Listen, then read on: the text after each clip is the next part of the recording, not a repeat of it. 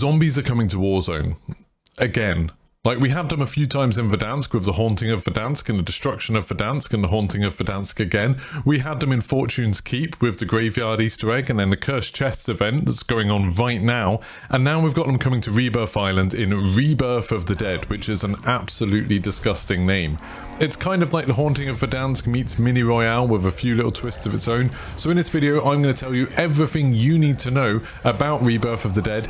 And it's coming tomorrow, so Wednesday, 5 o'clock UK time. That's when it's going to be happening. Of course, I'll be streaming it here on YouTube. So if you want to catch that, make sure you like, subscribe, turn your notifications on. And let's take a look at this mode.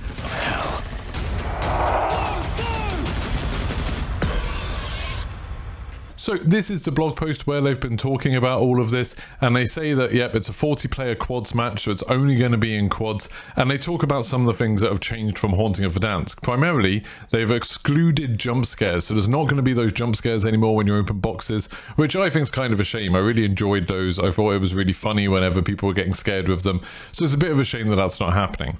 But anyway, let's look at the mode. I really like this skin where it's got like a polar bear head. That's quite funny. Or is it a wolf? I'm not really sure. Looks strange, but anyway, you can see zombies jumping around and stuff like that. All of the good stuff that you saw in the trailer at the beginning of this video. So Rebirth of the Dead is an altered mini royale where 40 players drop in as part of a quad. You can explore a haunted Rebirth Island under a cover of late day fog, so it's not quite nighttime, it's kind of evening, but it's going to be foggy with this kind of green fog. And if you die, you get brought back to life as a zombie. So far, so Haunting of Verdansk, but on Rebirth Island. As a zombie, you have the same sort of abilities as you had in Haunting of Verdansk. So you've got the charge jump, which is like one of the best bits about this mode, where you can charge up the jump button, and then when you let go, you will leap across the map. I really like that. I think that's a lot of fun. Then there's the EMP blast, which lets you destroy things like mines, and you can disable vehicles and stuff like that. And you mess up the HUD of operators using the EMP blast. You've got a gas grenade that you can throw. You know what the gas grenades are like, just so it kind of makes it a bit annoying for people, makes them a bit disorientated. But the big thing that's changed is the revival mechanic. So you've always had to pick up syringes as a zombie in Haunting of Verdansk modes. In this one, you need 4 syringes, so you need quite a lot. And you can actually pick them up in boxes now. So before, zombies couldn't interact with crates or anything like that.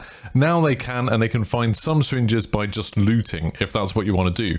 If you want to kill operators, then you'll get 2 for doing that, so you only have to kill 2 operators.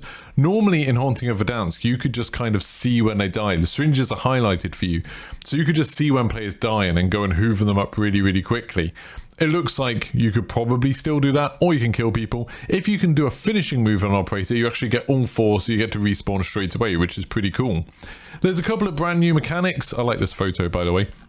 One of the big new ones is Infestation, and this is basically like a jailbreak, but for zombies. So as the match goes on, as players kill zombies, they'll build up an infestation meter.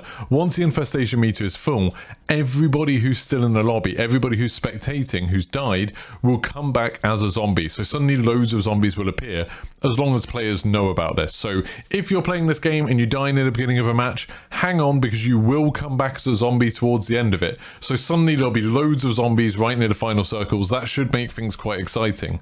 There's also some new medical supply crates, which contain syringes and high rarity gear. So it's another event where basically a load of crates will drop. We've seen loads of events like that.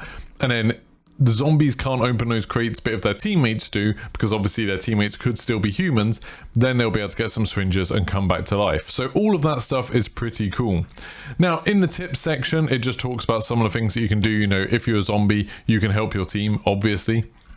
But one of the really interesting things is, if you win Rebirth of the Dead as a human, you can receive the animated Last Alive calling card. So it looks like you won't get this if you're a zombie. So if you're a zombie on and your team wins, you might not get this. So try to make sure you win as a human. And they've also talked previously about the idea that there's going to be some sort of secret rewards, some hidden rewards. So it's worth trying some other things. Maybe you'll get something different if you win as a zombie. Maybe you'll get something if you manage to pull off a finishing move on a human, stuff like that. We're obviously going to try and do the Easter egg on Rebirth Island while this mode's going on. Might be a good place to hold up against zombies. Going to try it, see if we can pull it off. So make sure if you want to catch that stream, it'll be right here on YouTube. Subscribe, turn your notifications on, and you'll get told when when it goes live, but it should be live around 5 p.m. tomorrow when this update goes live.